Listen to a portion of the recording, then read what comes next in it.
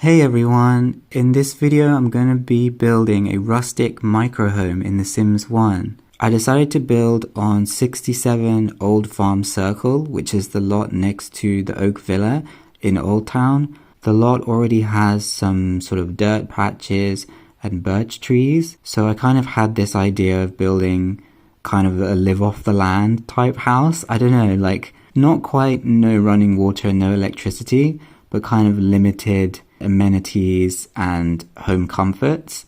I think it was something about seeing the trees on the lot. I thought maybe this could be like almost like an off the grid type situation, although it's not actually off the grid and there is no off the grid gameplay mechanic, but I thought it would be fun. The house kind of started off as this sort of witchy, dark looking cottage, but I didn't want to make it look like it had to belong to a magical sim, or I didn't want it to feel too like creepy and mysterious. I wanted it to feel kind of light and welcoming, but kind of rustic and a bit worn down. That was kind of the feel I wanted to have. The definition of a micro home, according to The Sims 4, is a house with 32 tiles, I believe. So the entire house has to be 32 tiles or less. Well, the inside of the house has to be 32 tiles or less. In The Sims 4, you can get away with putting more items in one tile and Sims don't get stuck so easily. But I decided that quite a bit of the living space for this house is actually going to be outside. Initially, I wanted to have a kitchen / food prep area inside the house. And then I just thought it's going to take up too much of our precious space. So I decided to move that outside and have kind of a mini kitchen area on the patio.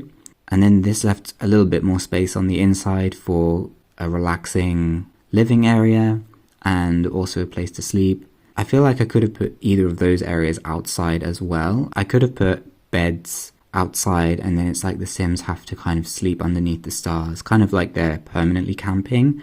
But I don't know, I think that would be fun for a few nights, but then what are you going to do when it gets cold? I think you'd be quite grateful to be able to sleep inside. Whereas I feel cooking outside is maybe a bit less uncomfortable. I guess humans have been cooking outside since there have been humans, and probably going into their caves to sleep, so I guess it's safer as well. There could be wild dogs or beasts in the forest, you know. So then alongside the outside kitchen area, I put a little dining, seating area where you can sit and eat, and then also a few gardening plots.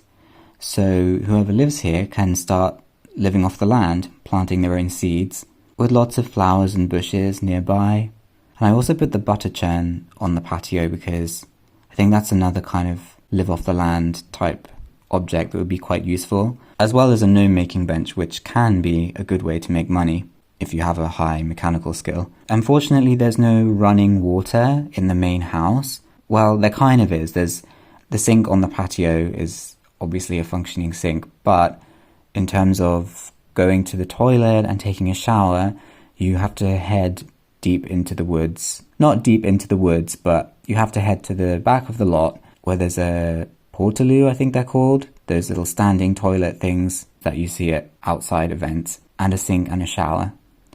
And they're hidden nicely behind a wall, so you have a little bit of privacy down there. But it is, you know, it's technically outside, so make sure you don't forget your towel because it's going to be very cold when you get out the shower, probably. I thought I'd put a little lake / pond just out to the front of the house as well.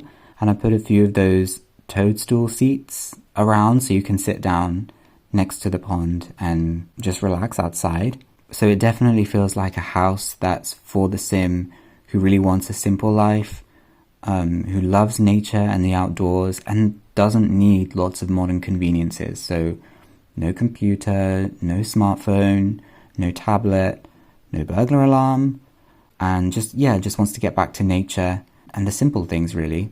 The overall cost of the lot ended up being just over 13,000 simoleons, which is also ideal for a starter budget as well. So there we have my rustic micro home in The Sims 1. If you've enjoyed this video, do leave a like and subscribe to the channel, and I'll see you again in another video really soon. Bye!